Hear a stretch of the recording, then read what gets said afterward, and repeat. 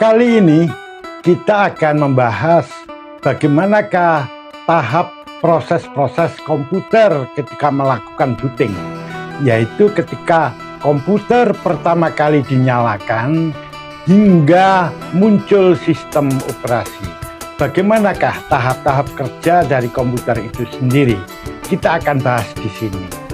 Namun sebelum membahas ke sana, mari kita kenali dulu beberapa istilah atau perangkat-perangkat yang terlibat di dalamnya. Nah, kita bahas dulu apa itu BIOS. Nah, nanti BIOS inilah yang akan melakukan booting itu sendiri. BIOS itu merupakan kependekan dari Basic Input Output System. BIOS ini sebenarnya adalah software. Dia perangkat lunak atau program yang fungsinya untuk memeriksa, mengatur, dan mengendalikan perangkat keras komputer untuk pertama kalinya. Ketika booting itu, dia akan melakukan pemeriksaan, kemudian pengecekan seluruh perangkat yang ada, mengaturnya, dan mengendalikan untuk pertama kalinya. Program yang berfungsi untuk mengatur perangkat keras semacam ini dikenal dengan nama firmware. Jadi firmware itu adalah program yang berkaitan dengan pengaturan terhadap perangkat keras itu sendiri, dan biasanya program ini tersimpan atau tertanam dalam perangkat keras komputer. BIOS ini memang tertanam dalam perangkat keras komputer, yaitu dia tertanam dalam sebuah chip yang merupakan chip memori yang sifatnya ROM. Jadi read only memory. Jadi program itu nanti akan tersimpan dalam chip tersebut. Saya tunjukkan model chipnya semacam ini. Nah, ini kita mulai dari komputer tipe lama dulu ya. Disimpan dalam chip ini. Chip yang tempat untuk menyimpan BIOS ini dikenal dengan nama ROM BIOS. Nah, BIOS yang tersimpan di dalamnya itu hanya bisa dibaca. Dia tidak bisa diubah-ubah. Diedit begitu tidak bisa. Jadi sifatnya dia permanen di sini. Maksudnya tidak bisa diubah atau diedit itu seperti ini. Ketika Anda contohnya mengetik dalam komputer dengan menggunakan MS Word misalnya yang berbasis Windows, Anda dengan mudahnya mengubah-ubah huruf yang ada di situ. Ini program yang ada di dalam ROM BIOS ini tidak bisa diubah semacam itu. Dia bisa diubah dengan cara-cara atau metode-metode tertentu. Jadi dia sifatnya permanen. Untuk lebih jelasnya saya dekatkan bentuk daripada chip ROM BIOS tersebut. Nah, berikut ini wujudnya. Nih, jadi yang saya tunjuk ini. Ini adalah ROM BIOS. Adanya hanya pada komputer-komputer tipe lama. Nah, berikutnya wujud daripada chip yang digunakan untuk menyimpan BIOS itu tidak seperti itu lagi. Dia mengalami perbaikan.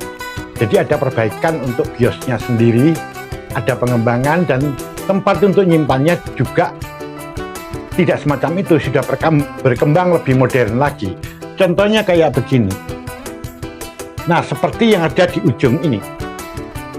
Ini adalah chip untuk menyimpan BIOS yang dikenal dengan nama FWH. Ini dia, FWH, yang kependekan dari firmware hub. Jadi BIOSnya sudah berubah sedikit. Di sini ada perbaikan dan wujud chip penyimpannya juga ada perubahan. Saya dekatkan supaya bisa dilihat dengan jelas. Nah, ini wujud daripada chip FWH yang saya tunjuk dengan jari ini. Ini FWH-nya. Tampak chipnya itu tersimpan pada tempat tertentu yang dikenal dengan tempatnya itu adalah PLCC, di mana chip yang tertempel di situ bisa dilepas pasang. Jadi yang ada di sini ini bisa dilepas pasang. Sehingga kalau dia mengalami kerusakan bisa saja dia diganti dengan chip yang sama ya, yang masih normal, baik dalam bentuk baru maupun yang sudah bekas, asalkan dia masih normal. Nah, ada pula yang chipnya ini tidak berada pada tempat yang semacam ini yang lepas pasang, dia tersolder langsung ke motherboardnya. Contohnya adalah yang semacam ini. Nah, ini yang tersolder langsung ke motherboardnya. Saya dekatkan supaya terlihat dengan jelas juga. Nah, ini dia yang saya tunjuk dengan jari ini. Ini adalah bentuk FPH yang tersolder langsung ke motherboardnya. Selanjutnya, BIOS ini mengalami perkembangan dan dia diperbaiki lagi. Dia diperbaiki dan berganti nama yang disebut dengan UEFI. Ya, sebelumnya adalah EVI dulu. Dimana kalau EVI itu kependekan dari Extensible Firmware Interface.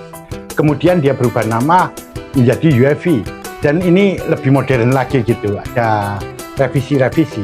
Sehingga UEFI ini adalah Unified Extensible Firmware Interface. Nah, ini tempat penyimpanannya sudah mulai berubah. Jadi ini perbaikan daripada BIOS.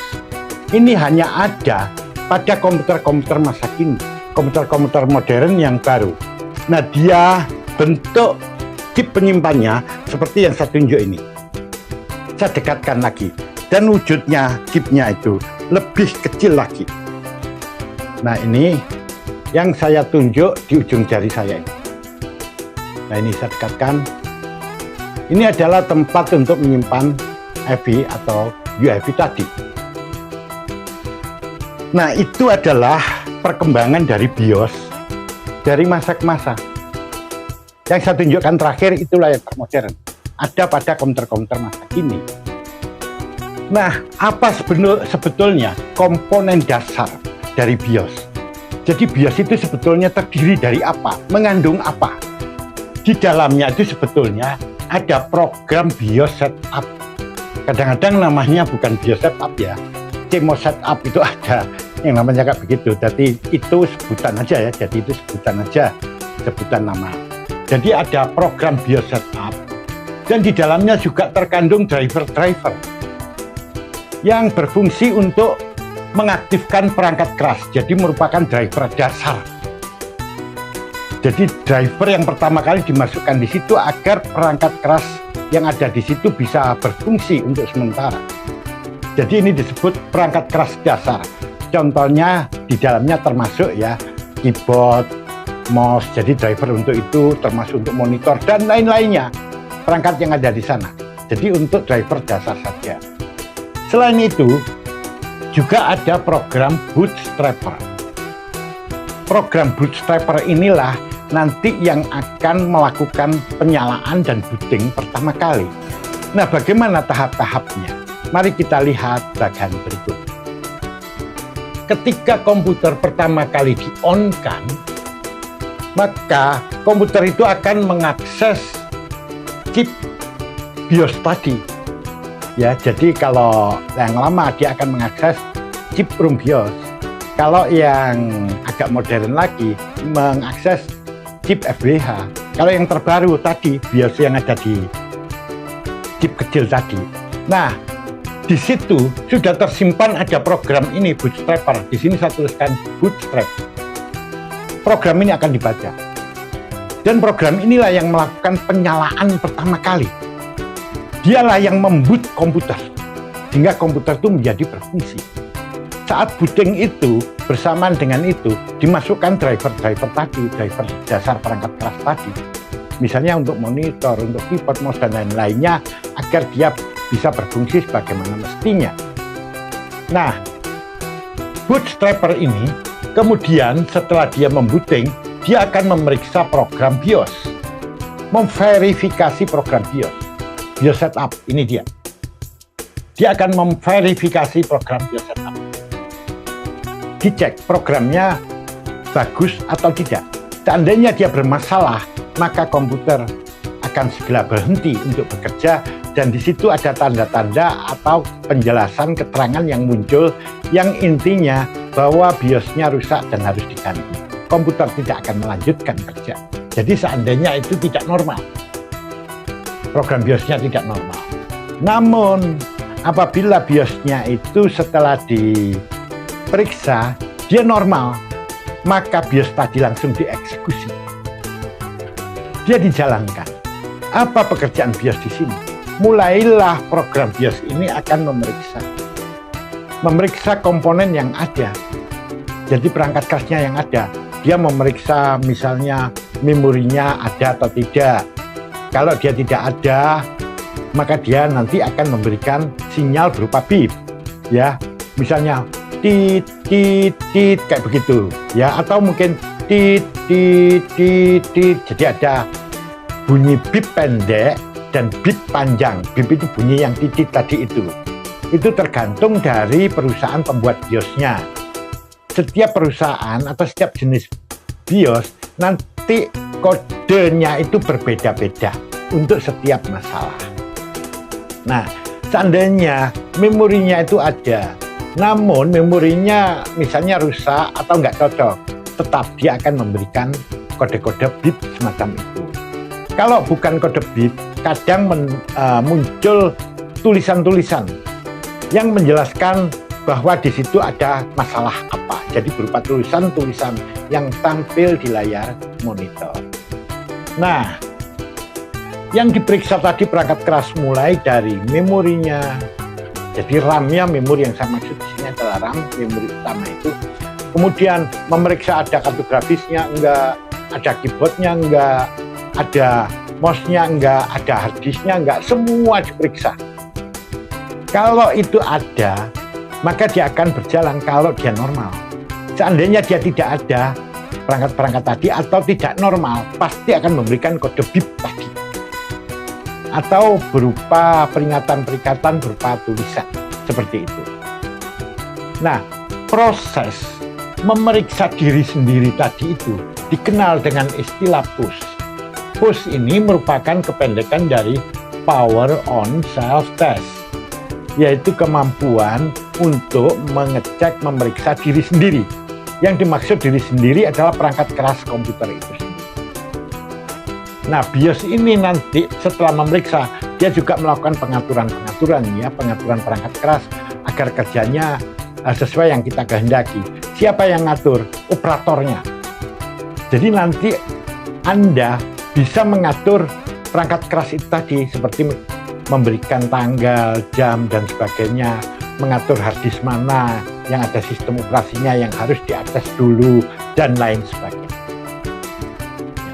Nah, katakanlah semuanya sudah normal, pemeriksaannya bagus semua, maka komputer langsung melanjutkan proses selanjutnya, yaitu bootstrap ini tadi akan membaca sistem operasi yang ada di storage, di media penyimpanan, misalnya di hard disk atau mungkin di SSD. Sistem operasi tadi akan dibaca semua, kemudian akan jadi di-copy, ya, jadi copy, kemudian dia akan disimpan ke memori utama, dikirim ke memori utama. Yang disimpan di memori utama tidak hanya sistem operasinya saja, tapi hasil pemeriksaan dia, jadi hasil pemeriksaan terhadap perangkat keras, seperti jam, tanggal, dan sebagainya, ukuran hard disk, dan sebagainya. Data-data mengenai konfigurasi ini, data-data mengenai pemeriksaan ini, juga nanti akan dikopikan di memori utama. Setelah proses pengkopian ini selesai dan penyimpanan dalam memori utama selesai, maka sistem operasi oleh bootstrap ini BS ini bootstrap, ya, oleh bootstrap ini langsung dieksekusi. Saat itulah sistem operasi, misalnya sistem operasinya Windows, maka Windows-nya aktif. Sejak saat itu, kendali komputer di bawah atau dikendalikan oleh sistem operasi, oleh Windows-nya. Bootstrap-nya sendiri sudah tidak berfungsi. Dia tidak memiliki kemampuan untuk mengendalikan komputer karena bootstrap-nya itu langsung off. Jadi dia mati. Kendali langsung dipegang oleh sistem operasi pada saat itu. Nah, itu adalah langkah-langkah bagaimana komputer booting. Pertama kali tahap-tahap dan proses-proses kerjanya hingga muncul sistem operasi. Nah, saya kira Anda pahamlah dengan tahap-tahap atau proses booting ini. Kita ketemu pada sesi selanjutnya.